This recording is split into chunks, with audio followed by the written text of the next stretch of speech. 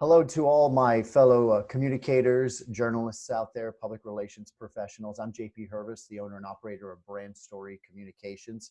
And I'm joined today by my good friend, I won't say old friend because we're not that old, Dustin Chase. Dustin, who was a longtime journalist in several large markets, including Miami, Florida, and in Tampa, Florida, is now the communications director of the Pinellas County Supervisor of Elections. And Pinellas County, for anybody who's not from Florida, is in the greater Tampa area. So, you know, for this episode of the conversations that we like to share, I really wanted to dive into having a conversation with somebody who is in many ways on the communications front line, somebody who works for a public entity that continues to have to function. And it's amazing that this pandemic is striking us all, striking the world, certainly striking this country in a presidential election year. So that's really where I'd like to start, Dustin. I want to look back first. This pandemic really became what we knew it was going to end up being, what it is now, during the recent primary election. So walk me through that. How did you guys, because it almost seemed like it was going at the same time. We went from here comes this virus to now it's a pandemic. Oh, by the way, today is Florida's primary election day. Walk me through how you handled what ended up being a crisis communications case. So, you know, JP, the relationship between how people feel about elections and how elections actually function is very close. And in late February, we started seeing these news stories popping more and more about how coronavirus was becoming this pandemic. So on February 25th, we actually ordered our first instant hand sanitizers. We ordered the first hand sanitizing wipes, first disinfectants. So we were able to get ahead of the curve in terms of buying that stuff, okay? So the timeline here is important because it gave us something as communicators to really hang our hats on. We were thinking about this pandemic long before the general public was talking about it, right? So once they started talking about it more, what happened? The first thing to happen was all of the assisted living facilities said, hey, we can't have you here. You're going to have thousands of people walking in here as polling locations, so we're going to have to ask you not to come. And that was statewide. Yeah, and the fallout from that is really great because, sure, you are protecting people's health inside the assisted living facilities, but then you're also diverting the people who are supposed to be voting in those polling locations. And it becomes this multi-pronged problem. Some of the people in assisted living facilities couldn't leave. So then how do you get their ballot to them? How do you make sure that they have the right to vote? And then what do you do with all the other people who you are now redirecting to other polling locations? So that becomes a massive communication effort. You know, you have to try to get them by social media, which is very critical right now. Then you have to ask yourself, do we pay for the social media? Then you have to ask yourself, do we want to call them? Do we want to send them first class mail? Do we text them? And then finally, for us, how do we want to reach them through the media?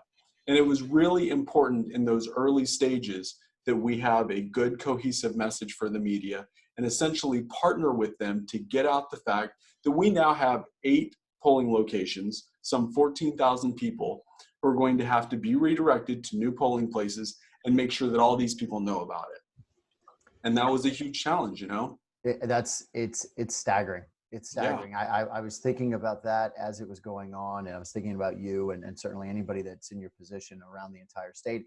And also on top of it, the heightened emotion is part of it, the heightened emotion of any election, but certainly this primary election and a presidential election cycle. So, you know, you and I believe in voting, but even the folks who are kind of touch on it a little bit, these are the years that they vote the most. So ultimately, real quick, how was turnout considering everything? Turnout was consistent with what we had seen in 2016 since we didn't have really a challenger for President Trump. If it would have been open ticket, it probably would have been higher than what we saw. But in the end, a lot of our people vote by mail, and that was sort of the saving grace for us, is that so many people had cast a ballot prior to Election Day. Okay, that's past. Now let's look at future. And the unfortunate reality to future is that the pandemic's going to be with us for certainly the near future. And you have 2 elections in front of you. I understand you guys have another primary election in August. And then, of course, the big one, the presidential election, which I'm sure there's going to be a lot of federal election guidelines that get sent down. But one of the things that a lot of people who are watching this who are PR crisis communicators are handling now is, what is the future? We're all trying to kind of drink out of a fire hose right now, trying to manage what is the present. How do we handle tomorrow? But at some point, there's going to have to be a point where every one of us who works in a business as a communicator or runs an agency and represents several businesses is, okay, we've got this handled. What are things going to look like at the end, in whatever the end does look like, how we market and communicate? For you guys, in terms of functioning, but obviously communicating how things may function, what are you guys looking at for that primary in August, and it may be far away, but it's around the corner, that general election in November? Yeah, so we view elections in sort of two distinct categories. One is that every election is a lawsuit waiting to happen, and that every election is just a big crisis, because guaranteed there is something that will go wrong that someone will want to sue us over, and that lawsuit, because elections are such a hot topic, become a crisis for us. So from our perspective, it's much more important to be open and honest and transparent. And I know that sounds extremely cliche, but right in front of me here, I have a draft from the Florida Supervisors of Elections, basically asking the governor for permission to conduct the elections differently than what we have conducted them in the past. I don't know if this draft will go anywhere, but because we are on top of this early, we're telling people how we hope to conduct elections in the next 2 election cycles. Hopefully they'll be understanding and be on our side of this, because otherwise it looks like we're doing everything in the dark. Right. And when people feel left out of decisions, then that's when they think that government or anyone, be it a public business, be it whatever, that's when they think they aren't part of the process, and why should I participate? And that's the last thing that we want to happen. And I know it's different for a government entity that has to answer the public for everything, single step you take. But one thing that we've been telling private businesses often is the short-term PR play of this is be on the right side of history.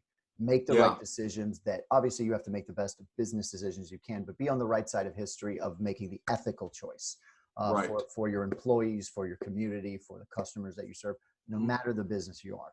And that might hurt your bottom line. And that, I think, is really important. And that's PR that helps now and in the long term. But really at the end of this, when people look back and they judge who made what decisions and who am I going to trust moving forward, whose brand actually got built during this process, it's going to be how many steps did they take before this hit or before a big event like an election happened to make sure that things were as normal as possible. What did you do beforehand? What did you do while it was going on? How flexible were you? How fast did you move? I'm going to say it a million times in these broadcasts. The National Basketball Association set the example for the entire sports world. Yeah. One player was tested positive. They shut the whole league down, right like that. Yes. And every single sports league followed after that. But they were the leaders. They made the first decision.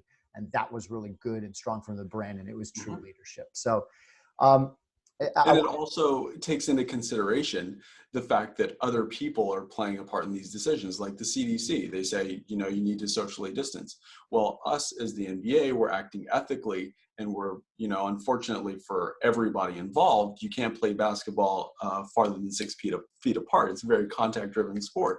So they were including other people's thought processes in their thought process, which will, in the end, make them look like a highly ethical organization, which, as we know by looking at the data, that's what millennials and the upcoming money spenders are really looking for, these highly ethical organizations.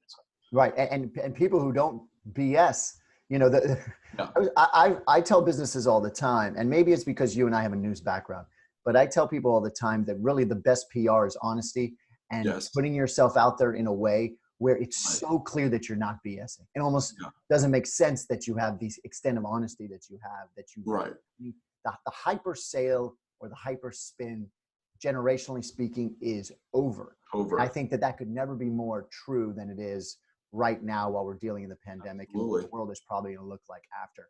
Now, I want to expand a little bit and continuing the focus of this episode on public entities and public information officers, directors of communication like yourself who work for, whether it's a municipality, a supervisor election, the governor's office, the county commission. What are some of the big challenges, or what do you think are some of the primary responsibilities, I think better asked, right now when you are playing a role as a communicator for a public entity? I think it's probably just having a level of steadiness that no matter what happens, the things that you have trusted can continue to be trusted. Because that's what people are looking for right now is consistency. Like every morning I wake up and have a cup of coffee. If tomorrow you told me that I couldn't have that cup of coffee, then I'm going to think my world is a little upside down. I would stay in bed. I have my cup of coffee right now. Right. So can you imagine if we were to take elections or water, your access to clean water, and be like, well, this is going to be intermittent and we're not quite sure how it's going to unfold? Then you're like, oh no, I feel insecure. Right now is not the time for us to be feeling insecure. So for us as government officials and government entities, it's just important that people understand the continuity of the operation exists, and we're going to make it through this together. Right. The power of communicating strength and stability. Absolutely, it does. Yeah. And I want to get your thought on something that we've hit the last two episodes. My colleague Brandon, who's handling a case right now, he couldn't join us, that we've talked about in each of these episodes, which is the power of over communication, if there is such a thing. I'm a big over communicator anyways, especially internally with clients, because I want to know more and then pull out what I need from that. Right. Publicly speaking, where especially with government entities, sometimes you have to be a little bit, there's still measurement, but you have to be especially measured. Right. Is there more of a feeling that, hey, let me over communicate so everybody knows, hey, we're doing this today? Because I say this to businesses all the time. If we represent a law firm, I told the law firm that our primary campaign is #casework continues. Because the last thing that somebody who's in the middle of a lawsuit wants to deal with, especially if they're injured, is, oh my God, my case is going to last even longer. No, we can still be lawyers and still litigate. So in the case, especially of a public entity, communicating, hey, we're here, we're still doing things, we're meeting. I'll give you an example. Somebody I knew who's on the commission of the city of Boca Raton, Florida, he posted a social media picture of his digital swearing in. He was sworn in a couple of days ago. That's awesome. And I thought that is the most normal, generally boring thing in the world. But now that you get a feeling from that of saying, okay, absolutely, business is still rolling, government's still rolling, elections are still rolling. Right. And I think that the over communication part becomes really important, because there's a point in a crisis where you reach the axiom where you can no longer hedge your bet on, oh, we've had a few poll workers call out and say that they don't want to work because of coronavirus. And once it becomes this huge snowball, you've got to finally be like, okay, guys, if we don't get some help in here, this election is not going to happen. And that's sort of what we did. And we talked about the number of polling places that had told us they didn't want us there. And every single news station, news outlet, blog that called us, before they could even say, can you, where our answer is yes, we can, because we want them to be part of the process. And it's really hard for people to criticize on the back end when we've been telling you this stuff on the front end, Sure. And if you're going to criticize us, you might as well be following the process with us also. And that's really important, is to make them part of the process. Because at the end of the day, we are responsible. But if you said something really cool on the news and I watched the news, I'm going to probably take your advice. If you're criticizing us up front, we're going to look at that criticism, Right. So for us, it makes sense to be methodical and strategic in the beginning, because you don't want to cause crazy panic. But at some point you have to say, we can't manage this the way it's going now. So we've got to just get the message out there, lay all our cards on the table and say, this is how we're helping you. Please try to help us. You made reference to it twice appropriately. And, I wanted to get kind of in this last part, and I'd be remiss not to discuss the news business as a whole, because it's placed, not only does it play such a significant role, but you and I have, more than a decade plus in the news business together. We worked together at the Fox affiliate in Miami. We did. We now are on this. We had drinks together. More than one.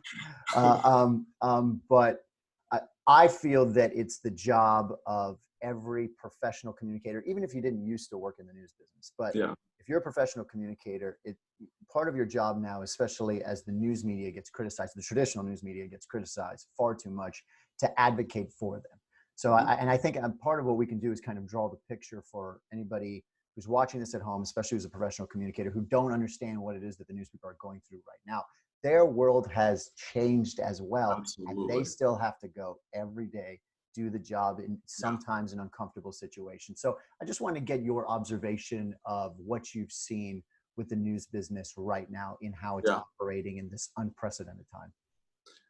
Well, on a personal note, then, if I may, um, I've heard, our ability to be successful depends on our ability to adapt to new situations. Have you ever seen an industry adapt as quickly as you've seen the news industry? No, And and it like, shouldn't to doesn't me, surprise you. We both know it's an you sometimes you adapt from the morning show to the afternoon show, and right, that's in non-pandemic times. But please go ahead. right. No, but like, I am touched Yeah. because I still love the news business, and I think that they do such an incredible job of getting the news to the people, that this is just like blown me away. You've got assignment editors working at home. You have Chris Cuomo with coronavirus broadcasting live from his basement. That's some really powerful stuff, JP. Mm-hmm. And, you know, if you take a look at the ratings right now, local news is doing really well. And that's really good forever, Yeah. because you'll see the surge, you'll see the numbers rise, and then there will be a tapering off. But the good thing is people are forming habits, and they're forming habits to come back to local news, and they're forming relationships with those people they see on the news. And that's good for the long-term continuity of the news business. And you know what? Well, just one more thing on this is, and this is not political at all, but the president has said that the ratings have gone up while he's on TV during his evening news conferences. And that is true, they have. But where are people watching those? They're watching them on the news. And so it doesn't matter how these eyeballs are getting to local stations and good quality programming, they're getting there. And so from a local news perspective, a news perspective, I think that this is good. Yeah, yeah. I hope that for as much as the news business has been beaten down PR wise, frankly, for several years now, that this is an opportunity for everyone to kind of realize that it's an essential pillar of the Yeah, structure of our country. right. And look, and I explain this to folks all the time who ask me as a former news person, but there's all this biasness in the news and all that, and I go, look. In any business, there are people who feel a certain way about issue X or issue Y. But the thing about good journalists is they leave it at the door. Yes. They leave it at the door when they're doing the interview. And now, when there's so much of a responsibility for the public, there's no opinion here. It is a news person grabbing the information and delivering it to the public. The news business is the bullhorn for folks like you, to your point, of this primary essential communication that needs to be out in as many places as possible. Right. And these are news people who are Lauren Pastrana, who's a excellent morning anchor at the CBS station in Miami, just wrote an article about this, that she just had a baby.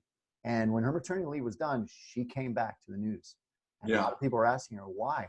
And she goes, what's my job? It's my responsibility to do this. I can't, it would have been easy for her to say, I just had a baby, there's this pandemic, I'm not going to put myself in that situation. She's not. She feels a responsibility as a journalist, Right, to serve the people of the greater Miami, Fort Lauderdale area. And there are Lauren Pastranas at every station and every newspaper in every market in the entire country. And I think the public should feel good that they have those communication advocates out there for them. Yeah. They had them before the pandemic, and they're going to be there after the pandemic. You're right. Yeah. And I always welcome those people walking in here and placing a public records request for anything, because it is their material. It's not my material, and I have nothing to hide. And that's exactly how everyone, regardless of the business you're in, should be conducting their business. Got nothing to hide here. Well said. Well, Dustin, it's a pleasure, man. You too, man. It's nice to see you. You too. Congratulations on the work you do. Thanks for really providing some really great information. I think that can help a lot of our fellow communicators out there. And stay safe, stay healthy. Good You luck in too. the upcoming elections. And of course, reach out to me anytime. You too. Send your family my love, okay? I will. Thank you.